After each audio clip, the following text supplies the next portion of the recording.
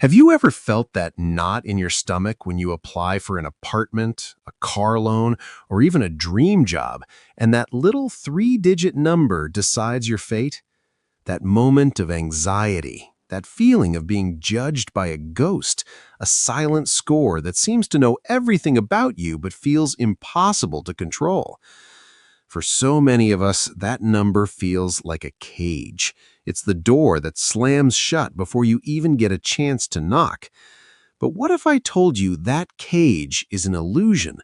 What if I told you that you hold the key and that with the right moves, you could go from a blank slate or even a damaged past to a 750-plus credit score faster than you ever thought possible?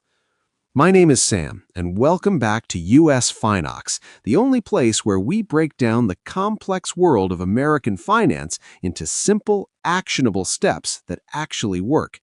Today, we are not just talking about credit. We are mapping out your escape plan. We are building your financial freedom, brick by brick, starting right now. Before we dive into the strategy, I need you to understand one thing. Your credit score is not a reflection of your wealth. It is a reflection of your reliability. It's a report card on how well you play the game of debt. And like any game, if you don't know the rules, you lose. But once you learn them, you can win. And winning with credit means you save tens of thousands of dollars over your lifetime on interest rates. It means you get the apartment, you get the car, you get the business loan. It means you stop being a victim of the system and start being a player. So, if you are ready to take control, to finally understand the code, make sure you hit that subscribe button right now and ring the bell so you don't miss a single strategy from US Finox. Let's get started. We're going to build this from the ground up. We're talking about going from zero, or even from the depths of bad credit, all the way to that elite status of 750 plus. And we're going to do it fast. But fast in the credit world isn't a week.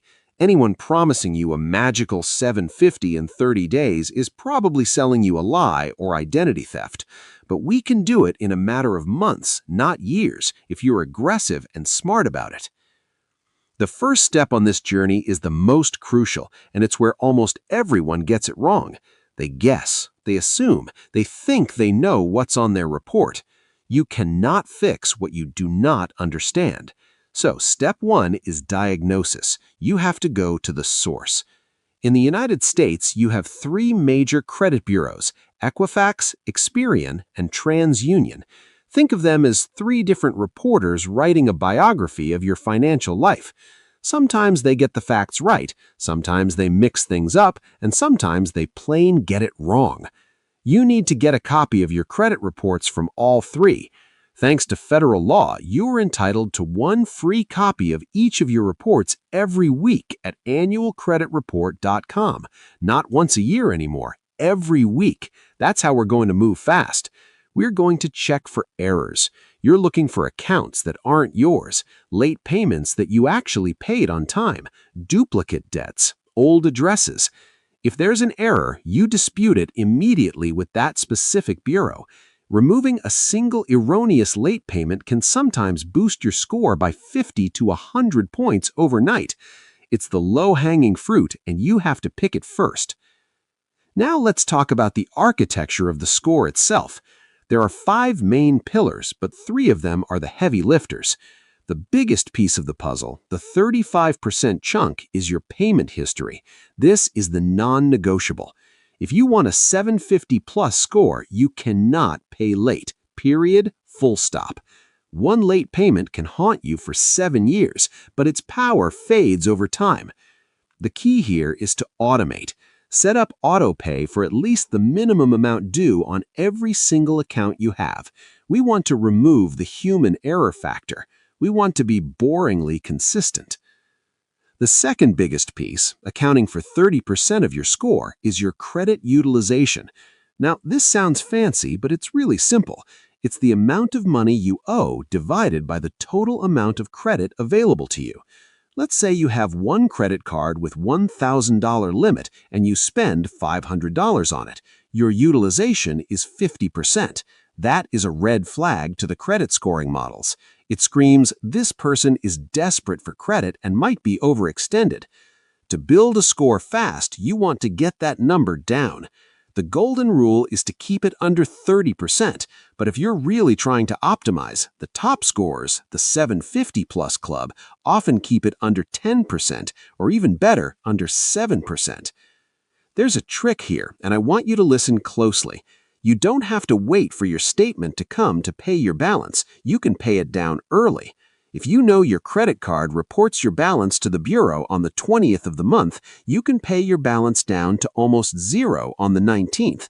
Then, when the bureau looks at your report, they see a very low utilization, and your score pops. This is called the AZEO method, or all zero except one, where you let one small balance report, like $20, just to show you're using your credit, and you pay the rest down to zero. It's a game changer. So, we have the foundation. We're checking our reports, we're paying on time, and we're mastering our utilization. But what if you're starting from absolute zero? What if you have no credit cards, no loans, no history at all? The system can't score you because it has nothing to score. You're a ghost. This is where we build from scratch. The first tool in your kit is a secured credit card. This is not a prepaid debit card. This is a real credit card, but it's backed by a cash deposit you make up front. You give the bank, say, $200, and they give you a credit limit of $200. You use it for a few months, buy a tank of gas or a subscription, and pay it off in full every single month. The bank reports this responsible behavior to the credit bureaus. Within 3 to 6 months, you have built enough of a history to qualify for an unsecured card. It's the training wheels for your credit journey, and there's no shame in using them. In fact, it's the smartest move you can make. But we're not just building history, we're building a thick file. This is where strategy number 3 comes in. If you have a trusted family member or a close friend with excellent credit, you can ask them to add you as an authorized user on their oldest credit card. They don't even have to give you the physical card. You don't have to spend their money. But when they add you, the entire history of that card gets added to your credit report. Suddenly, you inherit 10 years of perfect payment history on a card with a huge limit. It's a huge ask, so be respectful, but it is the most powerful shortcut in the book. Now, once you have 1 or 2 cards, you have to be smart about how you use them. This brings us to the 4th pillar, which makes up 15% of your score, credit length. The scoring models love old accounts. They love to see that you've been responsible for a long time. So here's the cardinal rule. Do not close your old credit cards, even if you don't use them. That first secured card you got, keep it open. It's aging like fine wine. Every month that goes by, it makes your average account age older, which makes you look more stable and reliable to the scoring algorithm. We also need to talk about the 5th pillar, which is 10% of your score, credit mix. Lenders want to see that you can handle different types of debt. They want to see you can handle revolving debt, like credit cards, and installment debt, like a car loan or a personal loan where you pay a fixed amount every month. Now, I'm not telling you to go out and buy a car you don't need just for your credit score. That's financially irresponsible. But if you're on the fence about financing a small purchase, or if you're debt-free but want to boost your score for a mortgage, a small installment loan can help. There are even products called credit builder loans offered by some credit unions and online banks specifically for this purpose. They hold the money in an account while you make payments and then give you the money at the end. It's a forced savings account that builds your credit. It's a beautiful hack. Now, let's address the elephant in the room. Serious. What if you have negative marks? What if you have collections or charge-offs? This is where we get aggressive. For negative marks that are legitimate, time is your healer. Their impact lessens as they get older. But for those that are older, sometimes you can negotiate a pay for delete. This is where you contact the collection agency and say, I will pay this debt in full right now if you agree to remove this negative item completely from your credit report. They're not obligated to do this, but many will, especially if you get it in writing first. It's a negotiation, and you have the money as leverage. It can erase a major scar from your file instantly. Throughout this entire process, from 0 to 750 plus, we're going to be monitoring our progress. We aren't just blindly hoping for a 750, we're building it. Use free tools like Credit Karma or the credit monitoring inside your banking apps. They give you a great estimate of where you stand and alert you to any changes.